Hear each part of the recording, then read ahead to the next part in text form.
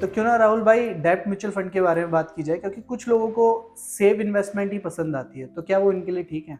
प्रीतम देखिए, होता क्या है कि जब डेट फंड की हम बात कर रहे हैं तो लोगों को सेफ इन्वेस्टमेंट पसंद है। बट उसमें मैं आपको बता देता हूँ कि ऐसा क्या है कि जब हम सेफ इन्वेस्टमेंट के लिए बात करते हैं, डेट फंड की बात करते हैं, तो यहाँ पर जो डेट फंड है, डेट म्यूचुअल फंड जो है, उसके अंदर आपका पैसा जो इन्वेस्ट होता है गवर्नमेंट बॉन्ड्स के अंदर, सिक्योरिटीज के अंदर, या जो सेफर इंस्ट्रूमेंट है मार्केट में, उन सबके पास इन्वेस्ट होता है। इक्विटी म्यूचुअल फंड तो वो होता क्या है?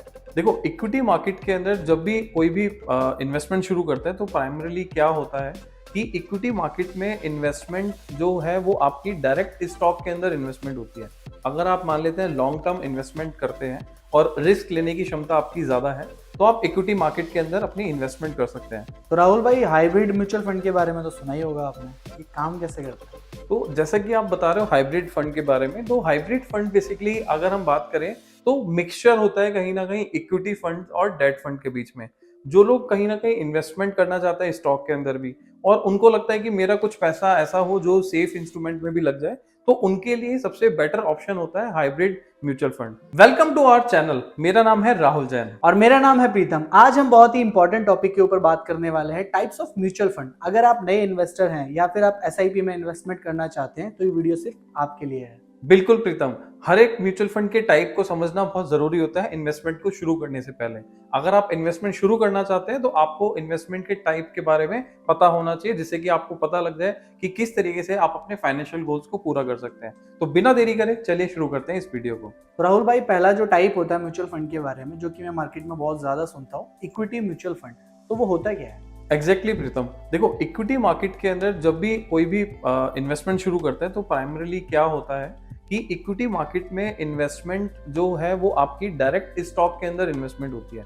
अगर आप मान लेते हैं लॉन्ग टर्म इन्वेस्टमेंट करते हैं और रिस्क लेने की क्षमता आपकी ज़्यादा है, तो आप इक्विटी मार्केट के अंदर अपनी इन्वेस्टमेंट कर सकते हैं। इसमें नॉर्मली देखा जाता है कि कुछ टाइप्स भी होते हैं, जैसे कि लॉन्ग टर्म के लिए अगर हम इन्वेस्ट कर रहे हैं तो यहाँ पर लार्ज कैप के फंड्स होते हैं, मिड कैप फंड्स होते हैं, स्मॉल कैप फंड्स होते हैं, एंड मल्टी कैप फंड्स भी होते हैं। सो अगर आपका कैपिटलाइजेशन उतना अच्छा है या आपका रिस्क कैपेसिटी उतना अच्छा है कि आप लॉन्ग टर्म में इन्वेस्टमेंट कर सकते हैं या फिर रिस्क ज़्यादा ले सकते हैं, तो आप इक्विटी मार्केट में इन्वेस्टमेंट कर सकते हैं।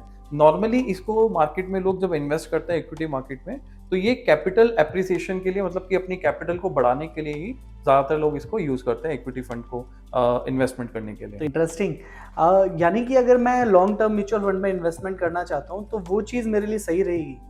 देखिए, होता क्या है कि लॉन्ग टर्म में अगर आप इन्वेस्टमेंट कर रहे हो इक्विटी, जैसे कि मैंने अभी बताया कि इसमें रिस्क थोड़ा ज़्यादा होता है। ऐसा नहीं है कि आप लॉन्ग टर्म इन्वेस्टमेंट कर रहे हो और रिस्क को आप बिल्कुल मतलब ध्यान भी नहीं दे रहे हो। तो ऐसा नहीं होना चाहिए। जब भी आप इन्वेस्टमेंट कर रहे हो तो उस टाइम पर आपको ये भी ध्यान रखना है कि भाई लॉन्ग टर्म इन्वेस्टमेंट के साथ आपका एक रिस्क फैक्टर भी है। अगर जितना आप लंबे ड्यूरेशन के लिए इक्विटी मार्केट में इन्वेस्टेड रहते हैं तो आपको उसको रिव्यू भी करना रहता है, प्लस उसके अंदर उतना ही ज़्यादा रिस्क भी होता है। ग्रेट। तो क्यों ना राहुल भाई डेब्ट म्यूचुअल फंड के बारे में बात की जाए, क्योंकि कुछ लोगों को सेव इन्वेस्टमेंट ही पसंद आती है। तो क्या वो इनके लिए ठीक है? प्रीतम देखिए, होता क्या है कि जब डेट फंड की हम बात कर रहे हैं तो लोगों को सेफ इन्वेस्टमेंट पसंद है। बट उसमें मैं आपको बता देता हूँ कि ऐसा क्या है कि जब हम सेफ इन्वेस्टमेंट के लिए बात करते हैं, डेट फंड की बात करते हैं, तो यहाँ पर जो डेट फंड है, डेट म्यूचुअल फंड जो है, उसके अंदर आपका पैसा जो इन्वेस्ट होता है गवर्नमेंट बॉन्ड्स के अंदर, सिक्योरिटीज के अंदर, या जो सेफर इंस्ट्रूमेंट है मार्केट में, उन सबके पास इन्वेस्ट होता है। अगर हम बात की जाए, अगर हम इक्विटी मार्केट से डेट फंड को कंपेयर करें, तो आपको ही समझना है कि उसका रिस्क भी कम होता है और उनकी रिटर्न्स भी मॉडरेट होती है, मतलब कि उससे थोड़ी सी कम रहती है, और आपको यहाँ पर सेफर इन्वेस्टमेंट वाले इंस्ट्रूमेंट मिल जाते हैं। हालांकि काफ़ी सारे लोग हैं जो सेफर इन्वेस्टमेंट में जाना पसंद करते हैं, तो इसीलिए वो डेट फंड भी चूज कर लेते हैं। ओके। तो बेसिकली उन लोगों के लिए है जो एक रिस्क अवॉइड कर कर एक स्टेबल रिटर्न पाना चाहते हैं, राइट? एग्जैक्टली प्रीतम, तो जैसा कि यहाँ पर आप देख रहे हो कि डेट फंड के अंदर जो लोग सेफर इन्वेस्टमेंट में जाते हैं, तो यहाँ पर भी टाइप्स होते हैं इनके डेट फंड के। जैसे लिक्विड फंड हो गया, आपका गिल्ट फंड हो गया, और इसमें आप जब भी इन्वेस्टमेंट करते हैं तो आपको देखना होता है कि किसमें कितना रिटर्न्स है। बिकॉज क्या होता है कि आप अपनी प्रोफाइलिंग के हिसाब से या अपने गोल्स के हिसाब से इसको प्लान करेंगे तो ही आप इसमें बेटर रिटर्न पा सकते हैं। मतलब कि आपको अपने इन्वेस्टमेंट करने से पहले इस सारी चीज़ें समझनी पड़ेगी कि कौन से टूल के अंदर जाना है, कौन से फंड के अंदर आपको इन्वेस्टमेंट स्टार्ट करनी चाहिए। बेसिकली देखा जाए तो इन्वेस्टमेंट में भी रिस्क बहुत ज़रूरी होता है। यस यस, रिस्क बहुत ज़रूरी होता है और इस रिस्क को मैनेज करने के लिए आपको प्रॉपर एक फाइनेंशियल एक्सपर्ट की भी कई बार ज़रूरत पड़ सकती है, क्योंकि आप उसमें बिल्कुल नए हैं, उसमें आपको इतना ज़्यादा इन्फॉर्मेशन नॉलेज नहीं होगी। तो ऐसा ना हो कि आपने इन्वेस्टमेंट करी और बाद में आपको कोई गिल्ट हो कि भाई मैंने ऐसा कर दिया और मेरे रिटर्न्स उतनी ज़्यादा नहीं बनी या मेरे को नुकसान हो गया। तो उससे बचने के लिए आप अपने किसी फाइनेंशियल एक्सपर्ट से भी कंसल्ट कर सकते हैं। मतलब अर्निंग के लिए भी लर्निंग बहुत ज़रूरी है, राइट? Right right right. तो राहुल भाई, हाइब्रिड म्यूचुअल फंड के बारे में तो सुना ही होगा आपने, ये काम कैसे करता है? बिल्कुल प्रीतम, तो जैसा कि आप बता रहे हो हाइब्रिड फंड के बारे में, तो हाइब्रिड फंड बेसिकली अगर हम बात करें तो मिक्सचर होता है कहीं ना कहीं इक्विटी फंड और डेट फंड के बीच में। जो लोग कहीं ना कहीं इन्वेस्टमेंट करना चाहते हैं स्टॉक के अंदर भी, और उनको लगता है कि मेरा कुछ पैसा ऐसा हो जो सेफ इंस्ट्रूमेंट में भी लग जाए, तो उनके लिए सबसे बेटर ऑप्शन होता है हाइब्रिड म्यूचुअल फंड। इसके अंदर आप समझिए कि आपका जो फंड है वो कहीं ना कहीं आपका बैलेंस किया जाता है कि आपका कुछ पैसा यहाँ पर इक्विटी फंड में जाता है और कुछ पैसा आपका डेट फंड में जाता है। तो कभी आपको ऐसा लगे कि भाई मेरे को सेफर इंस्ट्रूमेंट में भी जाना है, स्टॉक में भी जाना है, तो हाइब्रिड म्यूचुअल फंड जो है वो काफी मतलब बेनिफिट साबित हो सकते हैं उन लोगों के लिए जो दोनों के अंदर इन्वेस्टमेंट साइमल्टेनियसली करना चाहते हैं। सो यही है इसके अंदर हाइब्रिड म्यूचुअल फंड के अंदर। तो हाइब्रिड म्यूचुअल फंड के अंदर कुछ रिस्क कुछ ज़्यादा होता है, ऐसा सुना है हमने। नहीं, ऐसा नहीं है कि रिस्क बहुत ज्यादा होता है, बट यहाँ पर यह है कि कहीं ना कहीं ये बैलेंस बनाता है। जो लोग इक्विटी मार्केट में इन्वेस्टमेंट नहीं करना चाहते हैं, उनको ज्यादा रिस्क लगता है, तो वो हाइब्रिड फंड के अंदर जाकर इन्वेस्टमेंट शुरू कर सकते हैं, क्योंकि यहाँ पर डेट फंड में भी पैसा जा रहा है और उसका इक्विटी में भी जा रहा है। बिकॉज क्या होता है कि कुछ फंड ऐसे हैं जो 65 और 35 का रेशियो बनाते हैं और कुछ फंड्स ऐसे हैं जो 35 और 65 का रेशियो बनाते हैं। तो इसके लिए आगे हम बात करेंगे डिटेल में कि ये होता क्या है, कैसे वर्क करता है। तो फिलहाल तो इतना ही है हाइब्रिड फंड के ये बारे में। बहुत ही अच्छी चीज़ क्लियर करी आप। सो ये बिगनर्स के लिए बहुत ही अच्छा ऑप्शन हो सकता है, राइट? एग्जैक्टली प्रीतम, यहाँ पर आपको समझना है कि ये आपका डाइवर्सिफाइड कर देता है आपके पूरे पोर्टफोलियो को।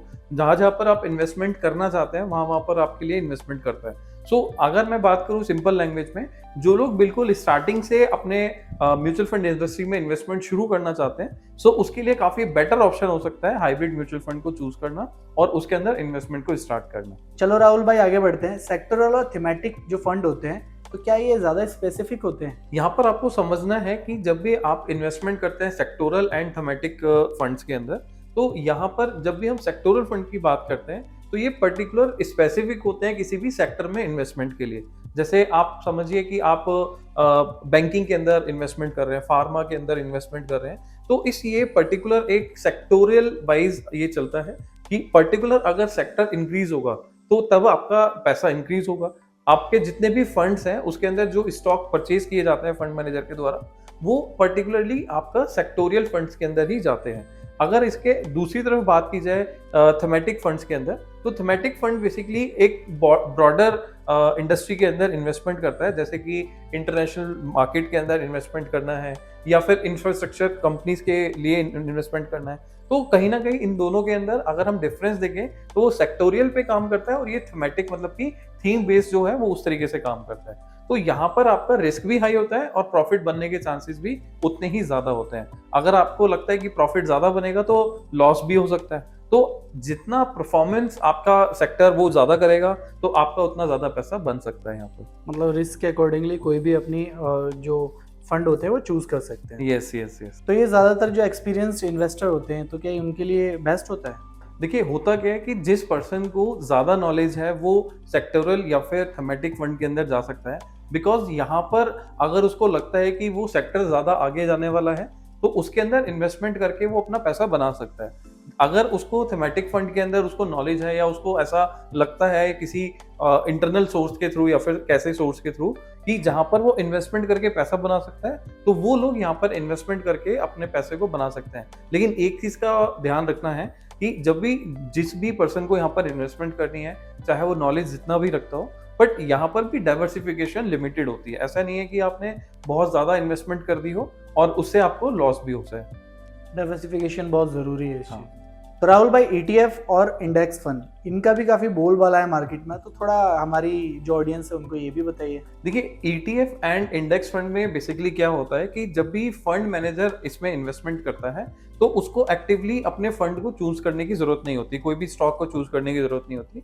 वो नॉर्मली अगर देखा जाए तो वो निफ्टी 50 और अपना सेंसेक्स जो है उसको फॉलो करते हैं। जैसे वो मार्केट अप एंड डाउन जाती है उसके हिसाब से ही फंड्स को रेप्लिकेट करते हैं और आपकी जो रिटर्न्स है वो इंडेक्स फंड के अंदर बनाकर देता है। तो यहाँ पर उसको एक्टिवली इन्वॉल्व होने की जरूरत नहीं होती।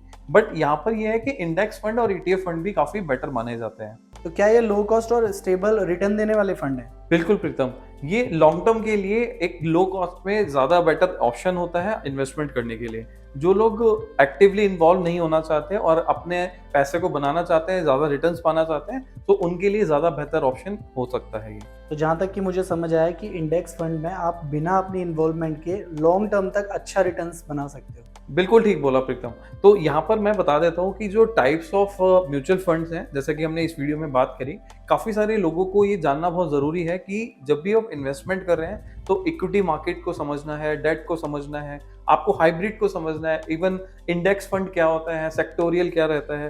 तो ये सारे फंड्स को समझ के तभी अपना इन्वेस्टमेंट को स्टार्ट करें।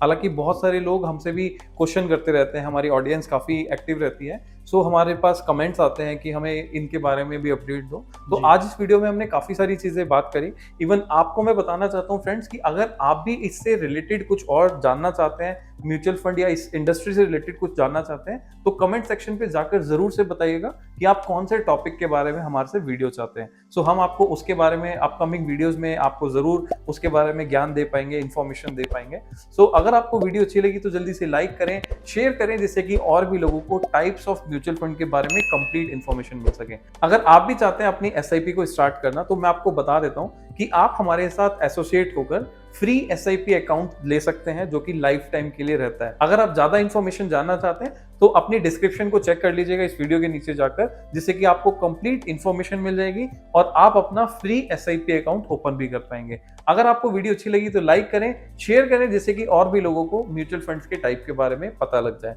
अब हम मिलेंगे नेक्स्ट वीडियो में। Till the time, be safe, be investing.